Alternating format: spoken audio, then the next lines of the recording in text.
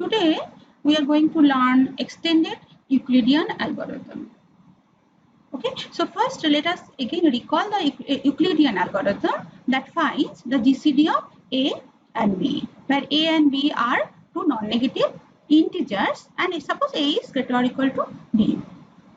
So this is your algorithm, x equal to A, y equal to B. If y is 0, then we take GCD to be x. Otherwise, we compute the remainder r, x modulo y, and replace x by y and y by r. So this is the step. We are dividing x by y, get the remainder. So now y is replaced by this r and x is replaced by y. And then go to step 2. And it will we will keep on doing this until we get y equal to 0. Means ultimately your y is 0. So in that case, your GCD is given by the value x. So here we can see at each iteration, x is replaced by the previous value of y. X is replaced by here, x is replaced by the previous value of y, and y is replaced by x modulo r, x modulo y. R is the remainder. Okay? And the bit complexity, time complexity is order of log n square bit operations. So this you have to find this modular arithmetic. It's this division essentially takes log n square bit operation. Now, extended Euclidean algorithm also same, but what it does, additionally, it gives some record. So here, input is a pair of positive integers a, b, such that a greater or equal to b, and we have to output 3 integers, the GCD of a, b, and x and y, such that this identity holds, that d equal to ax plus dy. So you have to find this x and y. So using some record keeping, we can calculate this x and y so that d equal to ax plus dy. And this x and y need not be unique. So first step, what we do, we take two initialize the two vectors u and v. U is a 1 0 and v is b 0 1.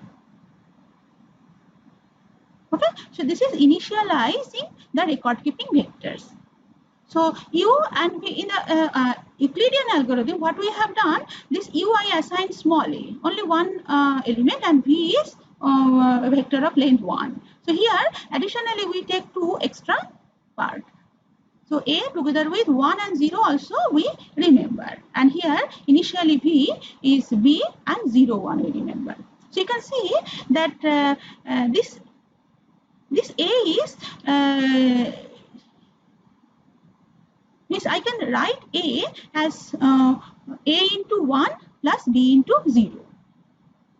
This a can be written as linear combination of a and b with the integers coefficients are 1 and 0. Similarly, b can be written as a into 0 plus b into 1. B into 1. Okay, so these three components have a linear relation. A is linear combination of a and b with coefficients 1 and 0. B is also a linear combination of a and b. So this structure we are going to preserve at each iteration. So as long as your V1 means this first component is 1 greater than 0, then we do the following. So we calculate W vector to be U minus U1 divided by V1 into V. So we calculate the quotient. This is U1, this is V1. So U1 divided by V1, this is essentially the quotient. So we set W to be U minus that quotient times V. So this relation means that first component of W is calculated as means W1 is essentially U1 minus this times V1. W2 is second component is calculated as U2 minus this is same U1 by V1 times V2 second component. Similarly, the third component of W is calculated as W3 equal to U3 minus this quotient times V3. So for updating, for calculating the three components of W, we make use of same quotient. So same quotient. Okay, so we update this is essentially we same way as Euclidean algorithm, we are actually dividing u by v. U by v, we get the quotient. So if you just ignore the second component, second and third components from each, it is essentially same as the Euclidean algorithm. So additionally, what we are doing, we also remembering this two values. We are updating this W2, this values W2, W3 also we are calculating using U2, U3 and V2, V3 in this way. So using the same quotient. So this is your quotient. So W1 is W1 is calculated. W1 is exactly the remainder of dividing dividing A by B. And W2 and W3 are calculated using this in this way, using the same quotient. Then update like in Euclidean algorithm, we replace this U is replaced by V, and V is replaced by new W. So this is your update procedure. So end while. So we keep on doing this until this means as long as V1 is greater than 0. So your first component that remainder, that quotient is greater than 0. Okay, so we keep on doing this. Ultimately, we output D to be the value of U1, X is U2, Y is U3. Y is U3. So we will show the correctness. So essentially, if you this algorithm is exactly same as the Euclidean algorithm, except the fact that we additionally remember this U2 and U3. Those essentially gives the values of X and Y, satisfying D equal to AX plus BY. This relation, Bejour's identity, D equal to AX plus BY. Okay, so some record keeping, we remember some record. We record some values. So those recorded values recorded in U2 and U3 gives X and Y. So I have this. This is not complete. You can try this one. Okay, this one. A is 1769, B is 550. I have one example. Okay, this one is done here. Okay, so we have to compute GCD of 1769, 550 and integers X and Y such that D equal to 1769X plus 550Y. Okay, so what we do? This we make a table like this. Q, this is three components of U, U1, U2, U3, and three components of V, V1, V2, V3. Initially, U vector was U vector was assigned this value A 1 0. A is this value, and V vector was assigned this value B 0 1. Okay, so this is your initialization. This is your initialization A 1 0. B 0 1. A is B is the A and B, or B by B you are dividing A. So we write this way. So A 1 0, B 0 1. Then how you are updating? We will calculate the quotient. So first initial step, there is no quotient. Now in the next step, when we update, we calculate the quotient V1 by U1. So this component divided by this component V1 U1 by V1, U1 by V1. We take the quotient. So this is 3. So U is updated as the previous V. So this whole values, this 55001, it comes here and it is updated. This value is W. This WV is replaced by the new value W. So this value, so V1, this V1 will be U1 minus this times the quotient. Okay, so V1 is essentially 1769 U1 minus quotient times 550. Quotient times 550 V1. Okay, you just check. So W first component is U1, first component of U, minus the quotient you have calculated times the first component of V1. So here we can see that this is your U, and next iteration U is replaced by V. Okay, so this now should be modified. How we modify? This component is this minus quotient times this value. So essentially this value is we have shifted here. So this minus quotient into this. So this, calculate this. This is 119. Similarly, when we update this value, it will be 1 minus q times this 3 times 0. That means 1. Similarly, this value will be 0 minus 3 times 1. So minus 3. So in the next iteration, this V will come here in the place of, it will take the place of U, and this V will be updated using the same relation. So this value, when you calculate, it should be equal to, so you have to calculate the quotient. 550 divided by 119. This is quotient is 4. So when you update this value, it will be 550 minus 4 times this. Similarly, this will be 0 minus 4 times 1 minus 4. So that way you keep on updating until you get V1, first component V1 is 0. Until you cannot further keep on continuing this. When this V1 is 0 by which you want to divide, that is 0, then you have to stop. In that case, your U component, first U1 component will give you the GCD B, and U2 component will give you the value X, and U3 component will give you the value Y.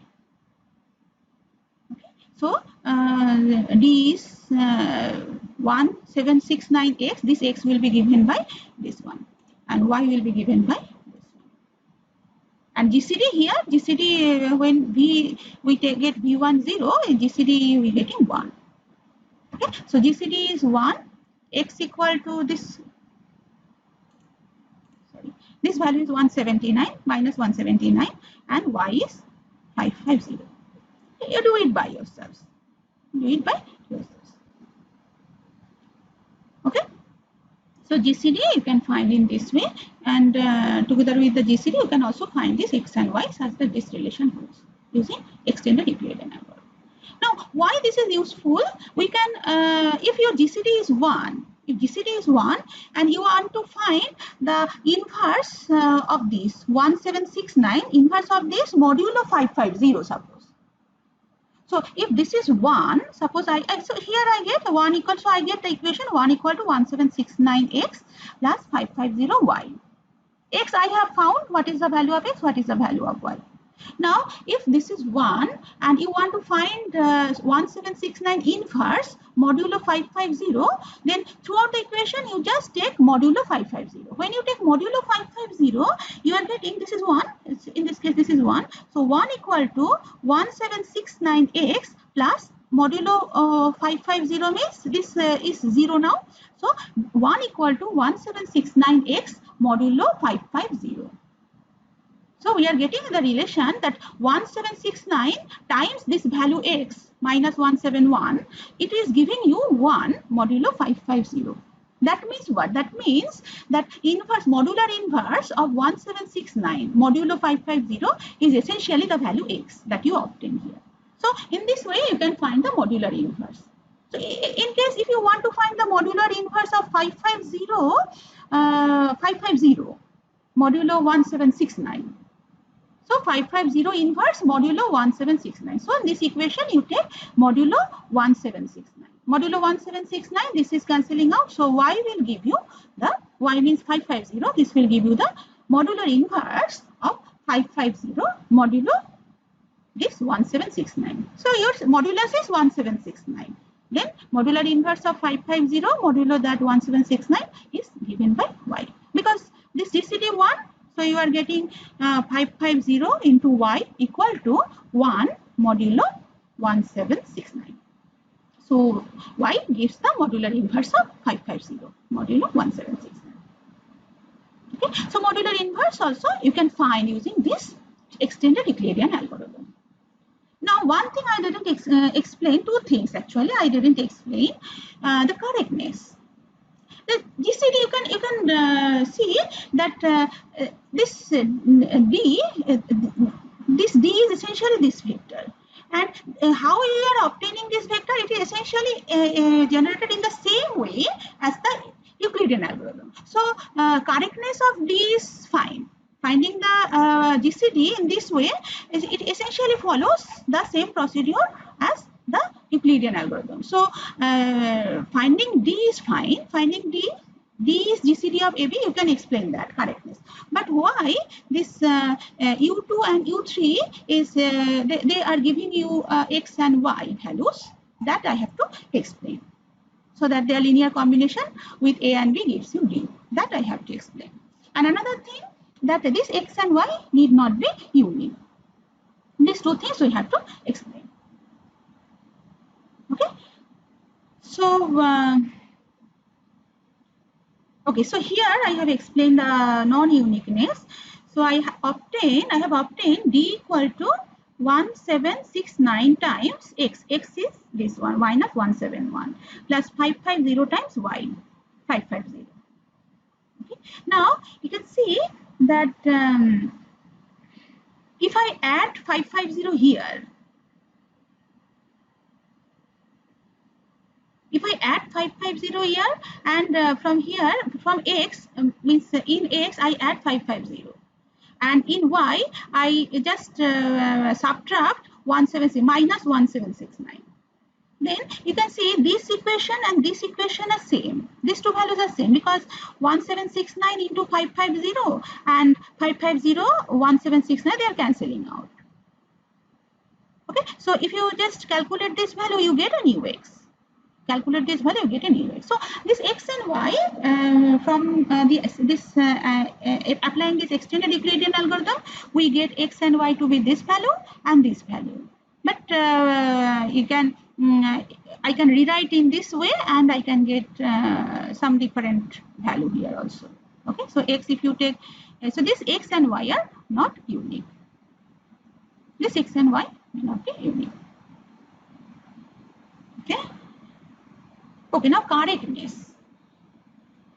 Correctness, I have few more examples. You can just do it by yourself. Try to do it by yourself. Some exercise also given. Answers are also given. You can check that GCD, find the GCD of 148 and 75, and also you have to find X and Y.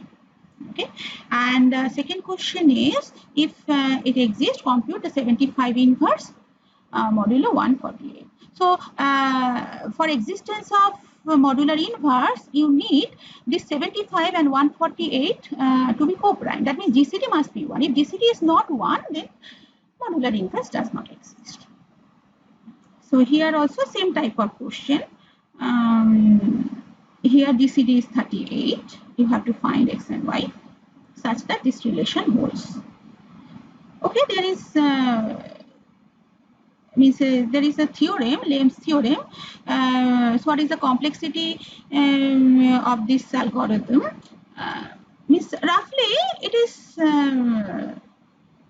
what I have written. This is essentially number of divisions every time you are dividing, right? This is essentially each time you are dividing first component of V, and by first component of V you are dividing the first component of U. Quotient you are getting, and the second component, third component of U and V you are updating every time this way. So the major computation is here the modular division. So you have to find the modular division. So that is you are dividing by B. So log B. After B many state number of divisions you need B.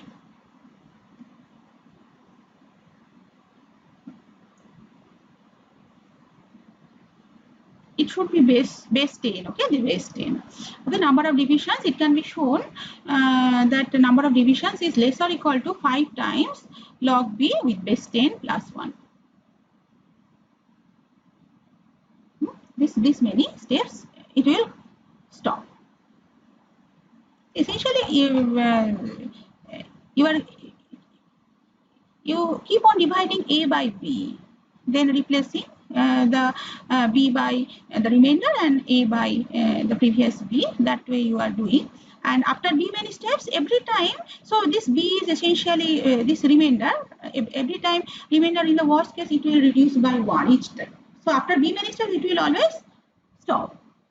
Okay, so this will always stop. But exact means the tighter bound, it is shown by Lem that number of divisions essentially here less or equal, it can be shown it is less or equal to 5 times log B with base 10 plus 1.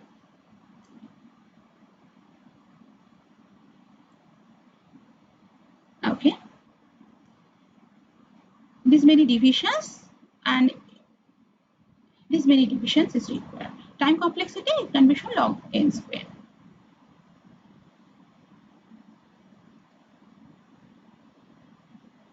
Okay, now the correctness, I will simply give you the idea. I will not go through, I will not read the whole proof here. Okay, the first observation is that this linear relation is preserved every time. Okay, so the point to note that throughout the algorithm, any three-lane vector, so any three-lane vector U or V or W always corresponds to a valid equation. Means this linearity equation is satisfied. Suppose Z is any one of these, U, V or W. Then Z1 first component will be A into second component plus B into third component. It holds not only for U, it holds for V, W, all. This relation means I have shown in the initial setup U and V satisfy this relation, and the way W is modified, it also preserves the same relation. Okay, that is the first point you have to argue. Okay, so this linearity relation is preserved every time. So next time when U is updated by V and V is updated by W, then this linearity relation is every time is preserved. Every time is preserved. So first, we have already shown in the initial initialization process, this relation holds. This first component is A times 1 plus B times 0. Similarly, this one also can see. So all the vectors created is using this type of linear transformation. So here, if you see, this is essentially W, we are modifying this V. We are modifying this V by W. Okay, so this W is some U plus some alpha. This is constant. This constant is used for updating U1, U2, means W1, W2, W3, all. Same alpha is used. This alpha, this minus of this value, I am saying this is alpha. So we are using the transformation W equal to U plus alpha V to update V. Okay, so this linearity relation is preserved throughout the algorithm. This is the main observation. So all other vectors created or updated in the algorithm are either taken to be previously constructed vector or taken as a vector of the form u plus alpha v. If it is updated by w, then it is of the form u plus alpha v. Alpha is an integer. With same alpha, we modify the second component, third component, and first component, all the components of w. Okay, so just you have to show that if the vectors u and v both corresponds to a valid equation, we say if this equation is satisfied for u and v, then it is a valid equation. So if u and v correspond to valid equation, then so will be the vector u plus alpha v. Okay, so this you can prove very easily. If you satisfy this linearity equation and v satisfy this linearity equation, then u plus alpha v, this is sort of linear transformation. So in this vector u1 plus alpha v1, it is also linear combination of u2 plus alpha v2, u3 plus alpha v3 with a and b. Okay, this linearity is preserved. Every time it is a linear combination of a and b with the u2 component and u3 component, v2 component, v3 component. Okay, and the first component is exactly the correctness of the first component. It is our first component of u is giving you the GCD. Its correctness comes from the correctness of Euclidean algorithm. Okay, so this one already we have discussed in the last class, so we will skip this part. We will skip this part. Okay, so extended Euclidean algorithm. This one actually I was discussing this one. Extended Euclidean algorithm can be used to find the GCD, the values x and y such that this relation holds, and you can find in modular inverse. Modular inverse of A modulo B or modular inverse of B modulo A. Inverse of B modulo A or inverse of B A modulo B, provided the GCD is 1. So this way. So extended Euclidean algorithm can be utilized to find the modular inverse in ZB. Okay. Okay. So this one I will not discuss. We don't need this. Need to solve linear Diophantine equation. We'll skip this part. So algorithms in Zn, modular inverse. Modular inverse. To find the modular inverse, you have to apply the extended Euclidean algorithm and check whether GCD of An is 1. If GCD of An is 1, A and N is 1, then only inverse exists. So this is written here. Now, okay, this one is finding the exponentiation in Zn. So this also you can we can use Euler's equation. So there is a standard way of doing this, square and multiply algorithm, to find the exponentiation. With example, I will illustrate this. Okay. Find the exponentiation. Means suppose given g, you have to find g to the power x. X is given, g to the power x. Okay, how to find that in a faster way? This one I will discuss with example. So this one, suppose I have asked you to calculate this value, 9726 to the power 3533 modulo 11413. Okay, so value is calculated here. So this type of problem I can ask. Okay, so you don't have computer access, you have to calculate this value and write the solution, give the solution in integer modulo this. Okay, how to calculate that? Sometimes Fermat's little theorem or Euclidean Euler's theorem, generalization of Fermat's little theorem, that might be helpful. Okay, so in some instances they might be helpful. Okay, we will see that next.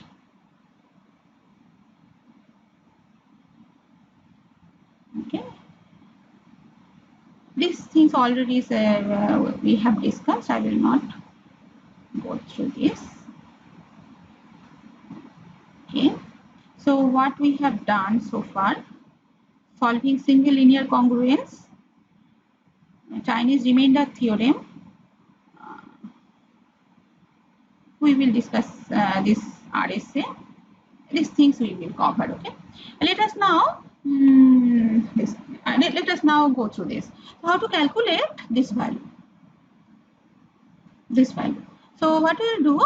We will keep on squaring it and taking modulo 19. So 2 square is 4 modulo 19. Then whatever you get, you square it again. So you get 2 to the power 4, that means 4 square, 16 modulo 19. Then 16 square, that means 2 to the power 8. So this is 256, you take modulo 19. So remainder, divide this by 19, remainder 9.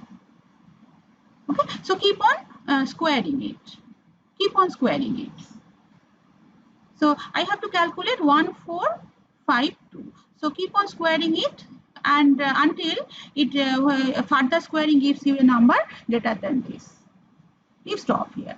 So after that, if I again square it, it will be 2048, 2 to the power 2048, which is larger than this. So up to this squaring up to this is sufficient. Okay, so we have to calculate 2 to the power 1452. Now 1452, if you consider the binary representation of 1452, the binary representation is this. Binary representation is this, base 2. So 1452 can be written as, so this is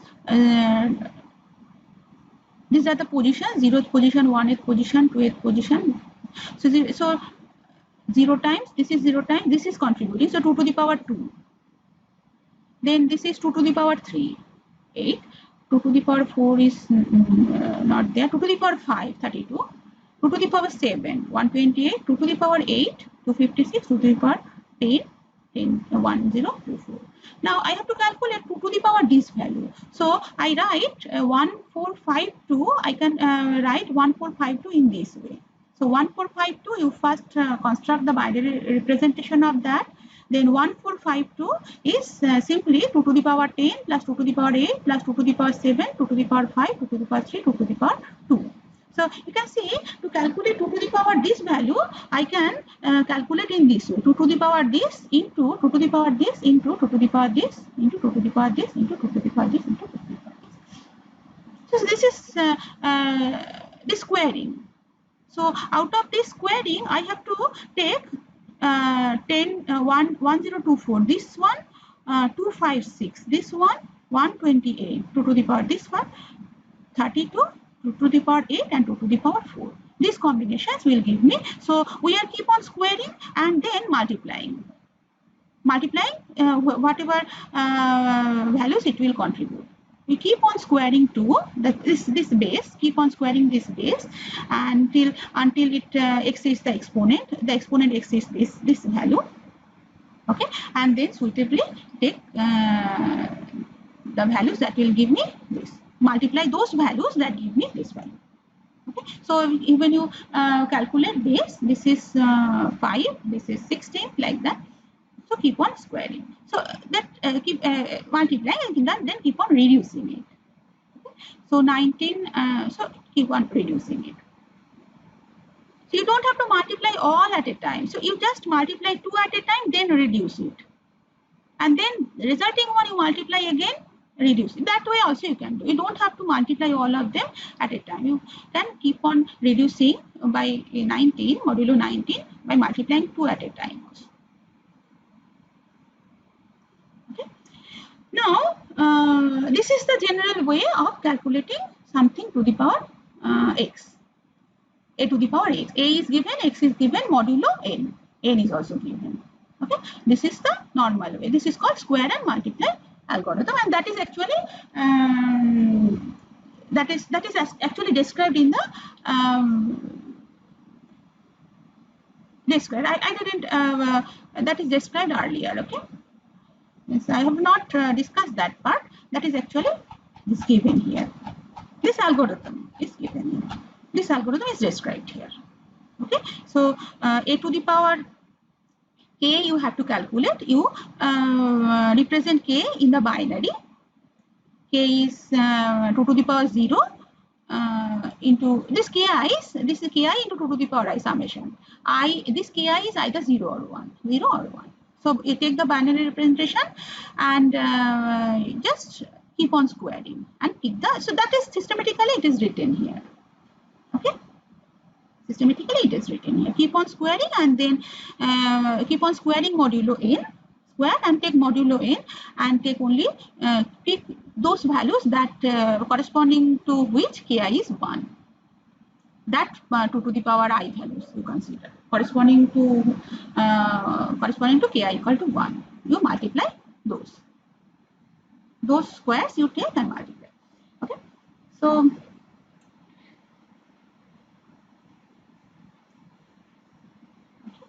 now sometimes if you are fortunate, you can apply Fermat's little theorem if your instance is such that it permits you to apply Fermat's little theorem.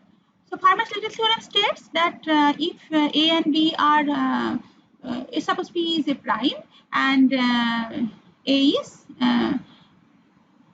and P are co-prime. A does not have P as a factor. Then A to the power P minus 1 is congruent to 1 modulo P. Okay, so this will help you to further simplify. If you have your instance given input is in that way.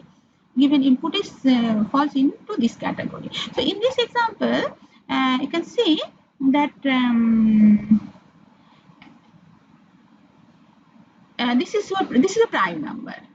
And 2 and this 2 is A, suppose A to the power P minus 1 is congruent to 1 modulo. P is 19 here, P is 19, this is prime, and GCD of, and A is 2, okay, A is 2 to the power something. So now GCD of 2 and 19 is 1, so 2 to the power P minus 1, that means 18 is always 1 modulo 19. So 2 to the power 18 will give you 1. So it will further help you to simplify. So 1452, you can just write it in this way. 18 times you divide it by 18. Divide it by, because 2 to the power 18 will give you 1. Don't have to calculate. Simply whenever you get 2 to the power 18, you can replace it by 1. So what I will do, 1452, I write it as, I divide it by 18 and write the remainder this way. Division algorithm I apply. 1452 is 18 into 80 plus 12 by division algorithm. Okay, so when you take 2 to the power 1452, it is giving you 2 to the power 18 to the power 80 into 2 to the power 12. Now this one gives you 1. So essentially you have to find only 2 to the power 12 modulo 19. You have to reduce only this part. Okay, so so you can reduce the power in this way. And now instead of applying that algorithm for on 1452, you have to apply on 12. So you take the binary representation of 12, and essentially it is 12 means 8 plus 4. 12 means 8 plus 4. So 2 to the power 8, 2 to the power 8 plus 4, no? 2 to the power 8, 16 and 9.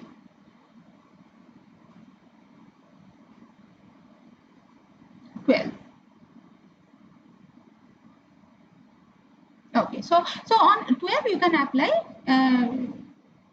that method, or you can simply calculate this on your own, because this is a small number. 19 you can apply this. So essentially this is 2 to the power 10 times 2 to the power 2.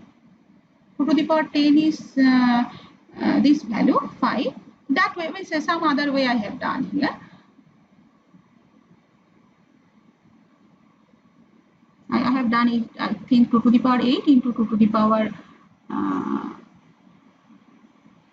4. 2 to the power 8 and 2 to the power 4. 2 to the power 8 is 9, 2 to the power 4 is 16 and 9. I have done in that way. In that way. Okay. So you get this. I can do in this way also. Okay, 2 to the power 10. No, that one. 2 to the power 10. Anyway, so take the binary representation of 12 and corresponding squares already you have calculated. From there you can multiply the corresponding powers. Okay, so Fermat's little theorem may help you to simplify your calculation.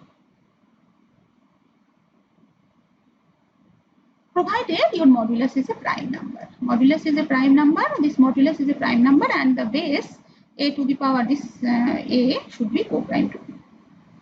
So this is one prob exercise given. This type of problem I may ask. Okay, new class test. Some assignments I will give that as a quiz, and in class test also I will ask. I may ask this type of questions. Also, you can utilize Euler's theorem also if applicable. Euler's theorem says that a to the power phi m is 1 modulo m, where a and m are co-prime. Okay, so a and m are this m need not be a prime, any modulus. So whenever a and m are co-prime, the GCD is 1, then a to the power phi m is congruent to 1 modulo m. Okay, so this example, for this example, you can see 18 and 25, they are co-prime. So phi 25, you find phi 25. Phi 25 is phi 2, 5 square. That means 25, 1 minus 1 by 5, 20. Phi 25 is 20. Now by Euler's theorem, it says that a to the power a means here 18. 18 to the power 20 is 1 modulo 25. So you have this one to be, whenever you get 18 to the power 20, you just replace it by 1. Or modulo 25, when you are working with modulo 25, you can replace 18 to the power 20 by 10. So this 2551, I apply division algorithm, I divide it by 20 and I can write in this way. So 18 to the power 2551, it becomes 18 to the power 20 times 127 into 18 to the power 11. So this one essentially no calculation is needed for this part. So you have to calculate this. Calculate it and I get this. Okay. So instead of applying, instead of taking the binary representation of this large number, you have to take binary representation of 11 now. And suitable powers of 18. Okay, you keep on calculating. You don't have to calculate all the values. So only which values you need for 11. That powers 11 is 2 cube plus 2 plus 1. Okay, so you need 18 to the power 11 is 18 to the power 1, 18 square, 18 2 cube. Okay, so these values you have to calculate. 18 square and 18 to the power square, 18 to the power 8 you have to calculate. Those values you calculate, multiply suitable. Okay, verify this. So Euler's theorem also helps you to speed up your computation if your instances satisfy this condition, that condition. Okay. Okay, here I also said another question. Find the last digit, ones position. Okay, last digit of the integer 13 to the power 2017. So if you calculate this value, I have not given any modulus here. Okay, so this is essentially 2246 digit number. If you write this, it is 2246 digit number. Now, if you want to find the last digit, the efficient way of doing this, so you have to find ones position. So you take modulo this modulo 10. That will give you the last digit of the integer, is ones position. Okay? So you have to find this modulo 10. So if you want to find the last two digits, okay, so last two digits, then essentially you have to take modulo 100. This way. Okay, last digit means you have to work with modulo 10. You can apply Euler's theorem also if it is applicable. to simplify your calculation. Okay. So 13 to the power 2017, this is more than 2000 digit long number. To find the last digit, you don't have to calculate the whole thing. You have to calculate modulo 10. Okay, this exponent modulo 10 simplify get this. Some exercise, similar exercises are given. So I may ask this type of question. So last 3 digit means essentially modulo 1000 you have to take.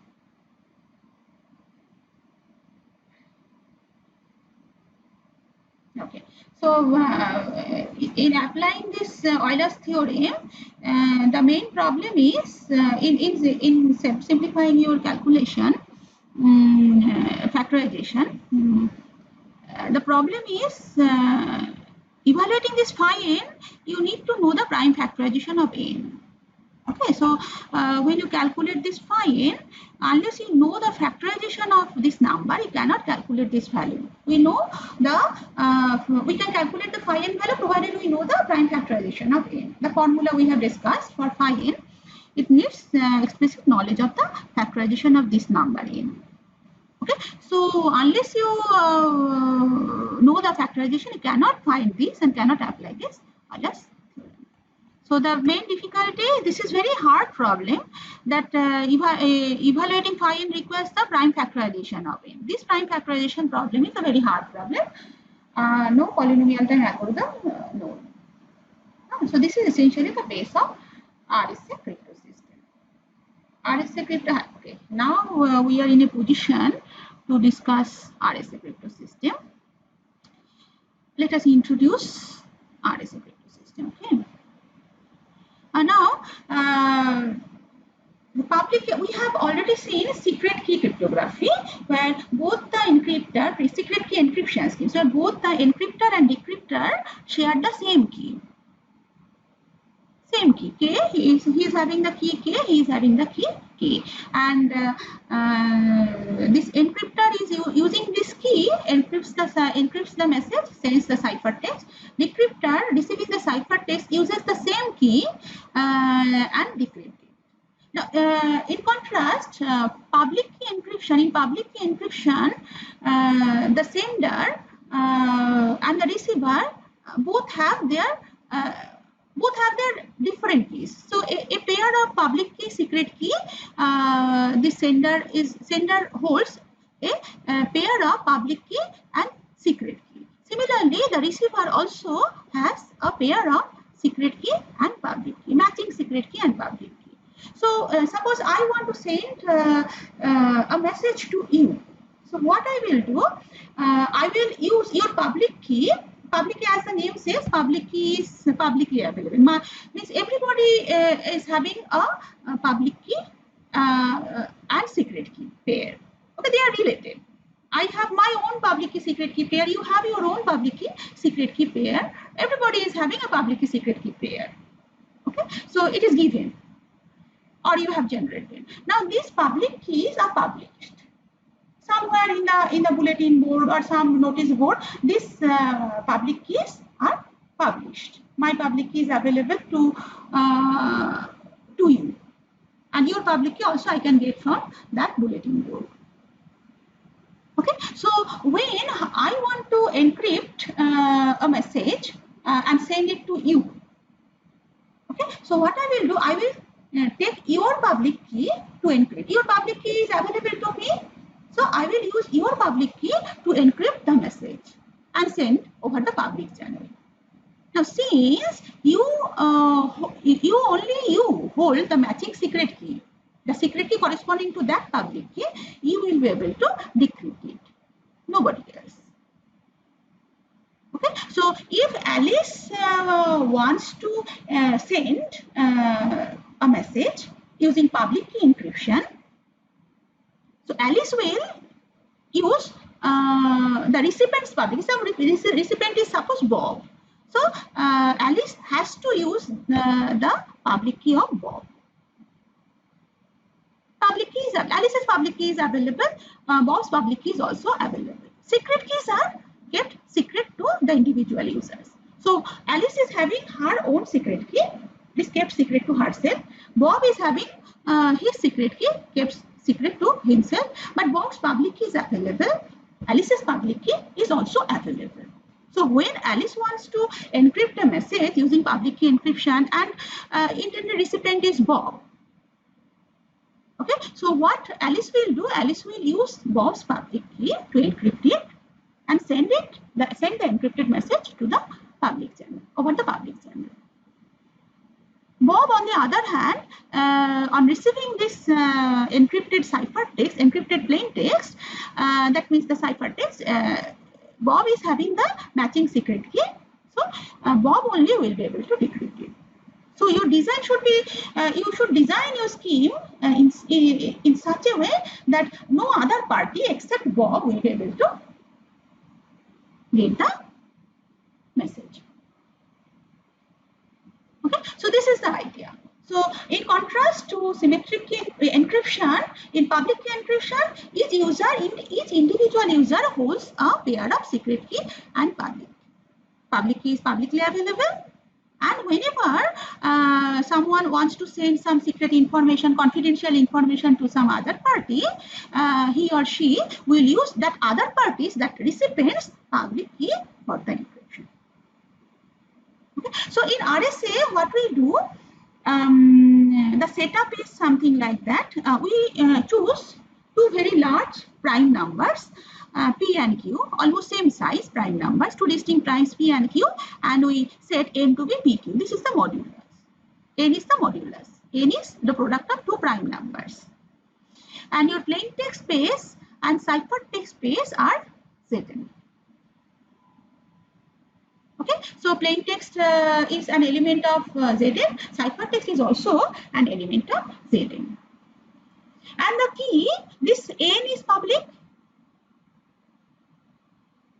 N is public, P, Q, these are kept secret. P and Q are kept secret, private. And also what we do, means this is generated by one user. Suppose I want to generate my own public key secret key. So what I will do, I will choose two large primes P and Q and set my modulus to be n equal to PQ. Public key secret key, plain text space and ciphertext space is Zn, both are Zn. And also additionally, what I will do, I will choose an integer B. I will choose two integers AB such that AB is congruent to 1 modulo phi n. Okay, so I will choose, suppose I will choose A, means what, okay, this is how it is done. So it generates two large primes. This is the B is essentially, suppose Bob. Alice wants to send secret information, secretly some confidential information to Bob, confidentially something to Bob. So Bob's public key should be used. So what will be Bob's public key? Bob's public key will be this N and this B. So this B, how we choose B? So Bob generates two large primes PQ.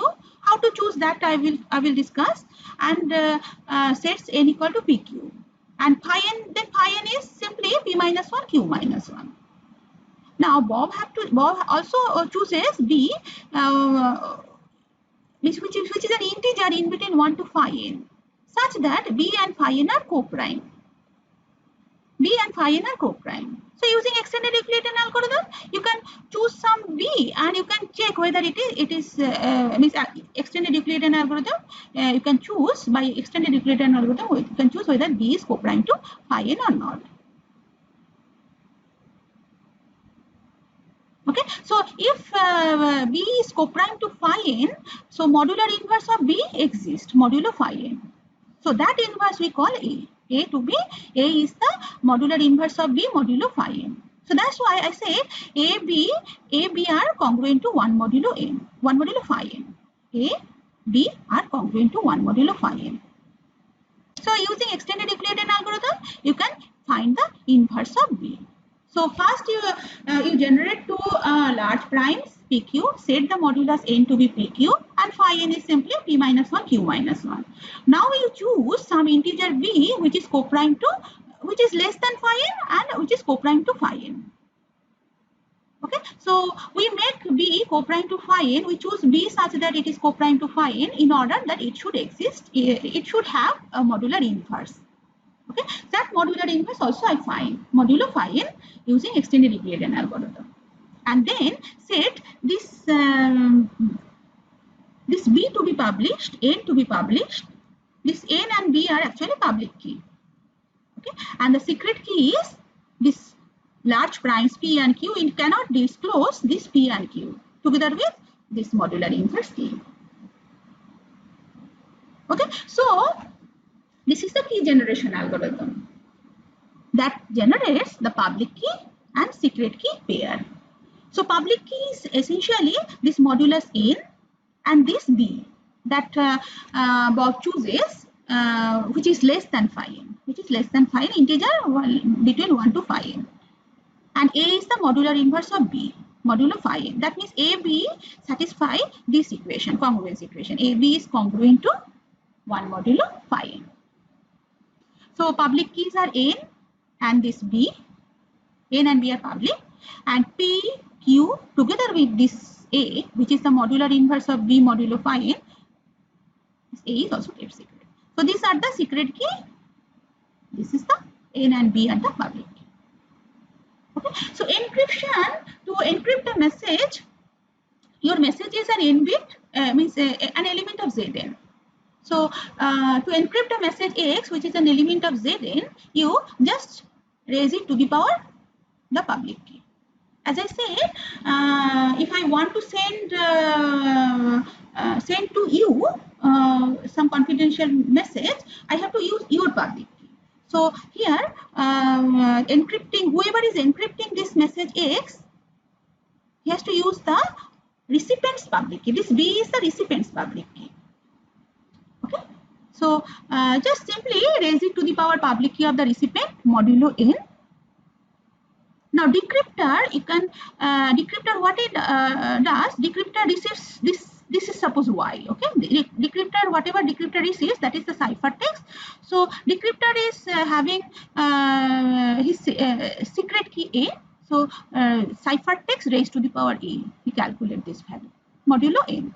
So everything, encryption is modulo n and decryption is also modulo n. So encryption is simply plain text raised to the power the public key, this public key of the recipient, and decryption is the ciphertext to the power. It is also to the power. It is also exponential to the power the secret key of the matching secret key. This is essentially A is the matching secret key to the public key A. So Y to the power A.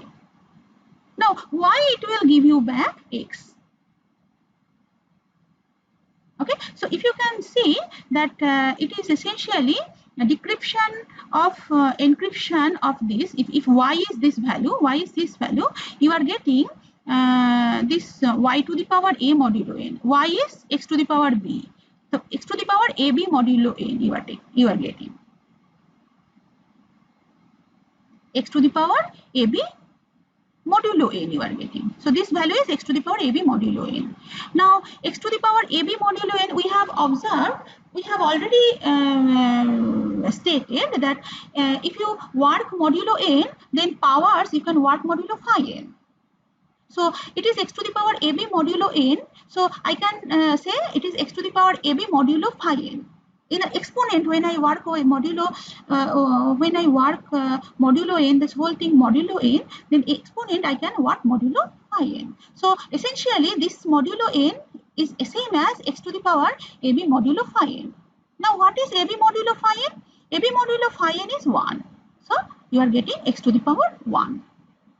So decryption of this encrypted value is giving you back the value X, the X.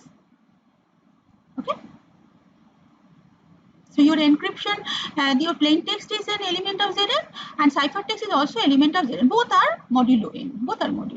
Encryption is exponentiation modulo the public key of the recipient, And decryption is the ciphertext exponentiation of the ciphertext modulo ciphertext to the power the matching secret key, recipient secret key modulo n.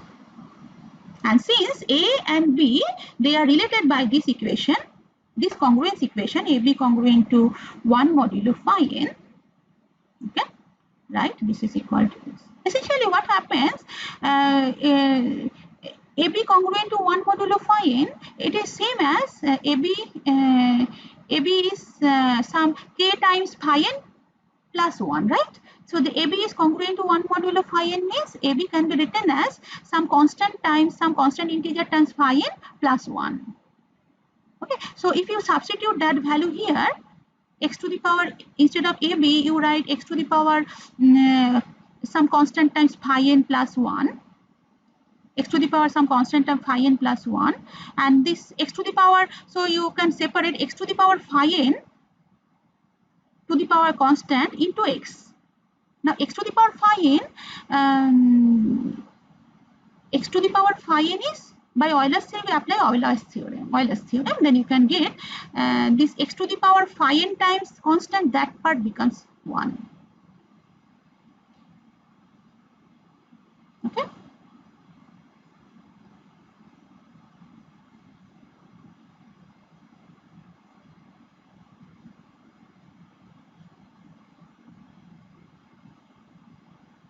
Okay. Okay, so let us stop here. Okay.